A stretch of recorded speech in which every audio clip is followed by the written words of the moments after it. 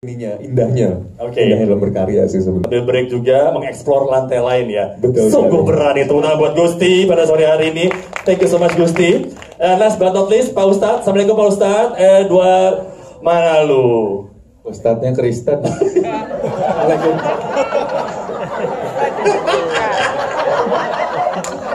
Gue gak tahu apakah mungkin dari produksi ini berharap dia login, gue gak tahu ya. Oke, Edward Manalu, boleh gak diceritakan sebetulnya karakter Ustadz itu seperti apa sih? Kabarnya emang awal tuh Ustadz juga tipikal ya, akhirnya beralih menuju seorang yang biasa soal agama, tiba-tiba jadi lebih bertobat dan kenal dalam sama agama sehingga ujung-ujungnya bisa memiliki kemampuan untuk meruqyah. Baik. Assalamualaikum. Assalamualaikum. Alhamdulillah. Sebelum nanti ada pertanyaan banyak tentang agama, saya Kristen. Iya. Jadi jangan ada pertanyaan. Iya. Keluarga aman kan? Keluarga aman. Aman ya, oke baik. Baik, terima kasih buat teman-teman media yang sudah hadir, sudah nonton, untuk waktunya datang ke sini. Terima kasih sekali. Baik, pertanyaannya, Ustadz hari ini menjalani kehidupan yang sangat gelap sekali, sampai ketemu di mana titiknya dia harus bukan hijrah, pindahlah jadi dunia gelap, menjadi mengingat Tuhan atau kembali ke jalannya. Tapi ini juga menjadi satu keyakinan sekaligus keraguan dia ketika bahwa jalan yang dipilih itu adalah jalan yang benar-benar sangat menuntun dia untuk diridhoi. Allah Subhanahu wa taala. Takut salah nyebut gue, Mas. Ngeri. Terima kasih Mas Kiki udah dibantu. Iya. Jadi ketika yang menjadi keyakinannya dan sekaligus keraguannya adalah ketika diminta tolong untuk meruqyah orang. Iya. Tetapi ternyata dia baru belajar agama. Iya. Jadi memang saya ngobrol juga sama Pak Tommy bagaimana ini. Jangan sampai nanti film tayang saya malah disuruh meruqyah orang gitu Iya. apa gitu. Tapi akhirnya ngobrol sama Pak Tommy, ya sudah memang ini ya anak bandel, anak jalanan. Terus kembali ke jalannya gitu. Akhirnya ya sudah memang anak jalanan di daerah Betawi gitu. Akhirnya penawarannya seperti itu. Makanya ada dialek atau logat Betawi gitu, Mas. Tapi pada menyampaikan ayat-ayat tuh lancar ya? Oh, saya latihan 3 bulan. 3 bulan, Mas. Iya. Jadi nanti kalau dilihat kan tadi mati Ustaznya. Iya. Kalau ada prequel mungkin Pak Wiki, saya kan masih hidup tuh di jalan gelapnya. Iya. Jadi bisa dibikin sequel tadi bikin spin off ya. Yes. Soalnya saya tadi tuh dia husnul khotimah soalnya. Oke, teman-teman buat para filmmakers dari tentunya penjagaan iblis dosa turunan. Gantian deh sekarang rekan media yang pengen bertanya, kalian bersilakan waktunya. Tanpa spoiler ya, by the way. Iya. Oke. Yang sini nonton semua kan ya? Oh, direkam soalnya itu ya. Iya, katanya tanpa spoiler. Tanpa spoiler. Kalau yang kita lihat di trailer aja ya, ada satu scene di mana Ningrum dari atas turun ke bawah untuk menyerang. Itu sebenarnya lumayan challenging karena involves a lot of people, involves sling juga, yang dimana sling itu koordinasi antara kakak slingnya dan akunya harus tepat timingnya. Kakak sling sama kakak sling. Kakak sling ada lagi baru. Oke, thank you Satir. Aduh. Kakak stunnya. Timingnya harus tepat karena momentum itu sangat diperlukan untuk narik slingnya tersebut. Momentum, aduh saya jadi kemana-mana ngomongnya, tapi intinya momentum tersebut. Lalu ada beberapa, ini semoga nggak spoiler sih, enggak, fighting scene yang menggunakan teknis kamera yang juga lumayan kompleks. Jadi kekompakan dengan kakak departemen kamera juga harus itu, karena selain safety yang itu udah nomor 1, itu harus banget, itu penting. Untuk achieve scene yang ingin di achieve tersebut, itu timingnya semuanya harus tepat. Paling itu sih kalau dari aku. Oke. Mengkompakkan dan mengkoordinasikan dengan Pak. Terima kasih Mbak Gio pertanyaannya. Jadi kalau untuk aku menjadi penjahat, ternyata I love it. Ternyata betul. Ternyata saya nagih jadi penjahat. Kenapa? Karena penjahat itu juga punya backstory-nya sendiri, dia punya background. Jadi sebetulnya dia nggak semata-mata jadi jahat, tapi mungkin dia melakukan hal yang benar menurut dirinya sendiri, bukan yang lain. Jadi menjadi penjahat dengan alasan yang kuat tuh sangat menyenangkan gitu. Dan kalau untuk adegan yang paling menantang, tapi nggak boleh spoiler kan.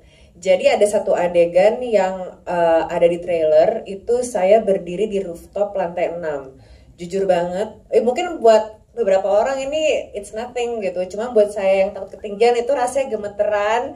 Saya bener-bener itu setengah mati ngerjainnya, tapi memang karena dukungan dari Mas Tommy juga. Jangan Mas Tommy ketawa. Itu rooftop beneran? Rooftop beneran. Bukan kayak green screen gitu, bukan? Enggak. Wow. Jadi bener-bener rooftop. Mas tega banget ngerjain weekend, atau dia takut tinggian? Taruh di atas.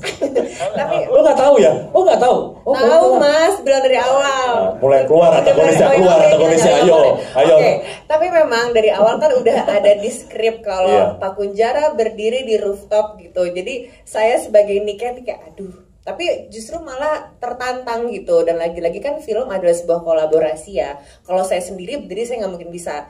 Cuman karena ada tim safety, ada juga Mas Tommy, jadi saya semakin berani untuk melakukannya.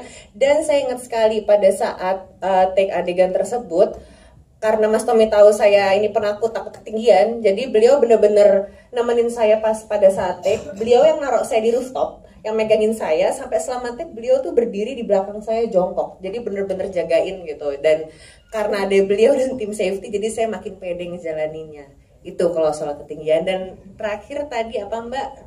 Mantra Jawa belajarnya. Oke, jadi kalau untuk mantra Jawa memang saya ini orang Jawa, tapi saya lahir dan tumbuh di Jakarta, jadi saya nggak bisa bahasa Jawa. Ngerti sih, tapi kebetulan Jawa yang dipakai di mantra penjaga iblis itu Jawa kuno, bukan Jawa sehari-hari, jadi di atasnya kromo inggil. Dan caranya saya menghafal itu kata per kata, saya artiin dulu bahasa Indonesianya, baru saya lafalin pakai bahasa Indonesia supaya saya ngerti banget artinya, baru saya pindahin lagi ke bahasa Jawa. Begitu. Coba dong. Udah, pastinya jangan tambah-tambah lagi nih. Apa ya, tadi pertanyaannya gimana pendekatan kepada karakter. Iya. Aku tuh selalu punya satu trik untuk ngebedah satu karakter, di mana aku kesampingkan dulu pekerjaannya, kesampingkan dulu dia baju-baju dalam kehidupannya itu apa, dan break him down as a human being. Nah, kalau misalnya kita perhatiin Daru itu kan selama dia ada di screen, dia kan pakai cincin kawin tuh, tapi istrinya nggak kelihatan. Nah, ini tuh hasil diskusi aku sama Pak Tom, bahwa dia ini sudah ditempa oleh kehidupan sampai sebegitunya, dia udah nggak percaya lagi tentang kebaikan manusia. Dan kebaikan manusia dan manusia itu cuma bisa ya udah serakah, nyakitin satu sama lain. Itu aja yang aku pegang sih. Sisanya pekerjaannya dia, apapun itu kan yaudah kita break it down. Seorang wartawan itu berdasarkan data, analisis, fakta-faktanya apa, ya udah kita ambil logikanya itu aja. Ambil logikanya itu, jadikan dia sebagai Daru, dan dia itu udah ngelewatin pahitnya hidup, istrinya ditinggalin istrinya, anaknya dibawa sama istrinya, tapi pas pokoknya intinya dia ditutup lah, sampai dia nggak bisa nemuin mereka lagi. Tapi dia juga nggak mau ngelepas cincin nikahnya itu gitu. Jadi as a reminder, gue pernah gagal, bukan as a reminder bahwa gue ada pemiliknya gitu. Nah, dari situ dia ketemu sama satu kekuatan jahat yang sangat besar. Emang butuh dia ketemu satu kekuatan jahat yang sangat besar supaya dia bisa percaya lagi sama yang baik gitu. Nah, kalau untuk apa lagi ya tadi ya?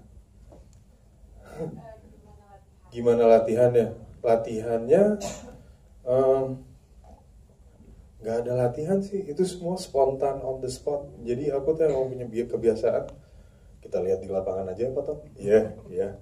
Kalau ngelihat setnya nanti ada ini, oh ini bisa dimainin, ini nggak bisa. Ini nanti off screen, berarti batas gue dari sini sampai sini doang. Kayak gitu aja sih. Jadi apapun yang terjadi, itulah yang terlaku.